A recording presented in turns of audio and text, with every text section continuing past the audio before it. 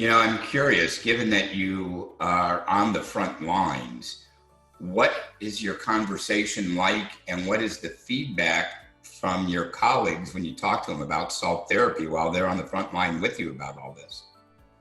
I've been talking to them and they think it's amazing. They actually all wish they can come and do it. That's what gave me the idea that I wanted to provide it so they can, as a preventative measure, also for respiratory hygiene. So as a preventative measure, I want them to make sure that this is available. And they believe it because they can see actually also. Yeah.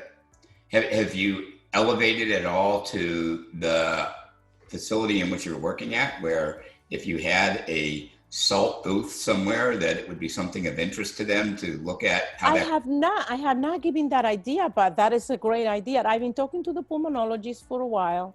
The pulmonologists have come to the facility and work, and one of them told me that he knows of some patients that have bronchiectasis, that have doing it more in Florida. It's not widespread here in Pennsylvania yet. I'm hoping that we could get there and make the pulmonologists more aware of, and to see if we can get them on board. Yeah, well, I think, as you know, Dr. Leish is a pulmonologist. Yes, So whatever we can do to make people available and to have the right conversations or give people the right information to be sharing, I think is part of that. I know that we're also looking at, there are places that are providing grant money for research as well as utilizing some studies. Obviously, you have to be in an area where you have some significant population that was either exposed to it or has the potential. So obviously, we don't want to just market salt therapy for people with COVID. No. I think there's a whole... Because it's not, we don't know. No, I mean, yeah, there's a whole... Right now, because of COVID-19, there's a more focused awareness about respiratory wellness.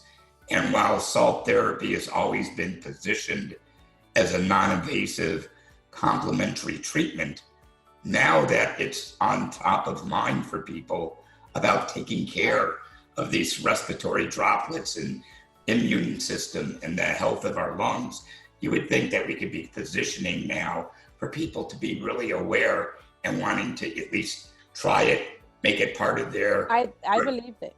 I believe that it's important to make the awareness because, in my opinion, I have a feeling that many people may be affected post-COVID, even long-term scarring or long-term repercussion in their lungs. Yeah. I have a feeling that that could be an issue in the long run.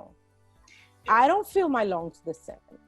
I'm looking into doing a pulmonary consult to see if I can go for their study and for their follow-up, because I know I don't feel the same. My lungs are not the same. Yeah, well, that would be it. But I know that Dr. Penn is really interested in that. Can this be utilized in the rehabilitation and recovery for people that have gone through like what you have gone through? Obviously, you are doing this on your own in your own facility. So there's the self-measuring or the quality of life that you yourself are experiencing the difference. It would be interesting to know, are there ways to actually measure this? Let's do that. That's it. That's what we need to come up with, studies and pilot and control, so we can actually see the actual data and therefore implement it, hopefully.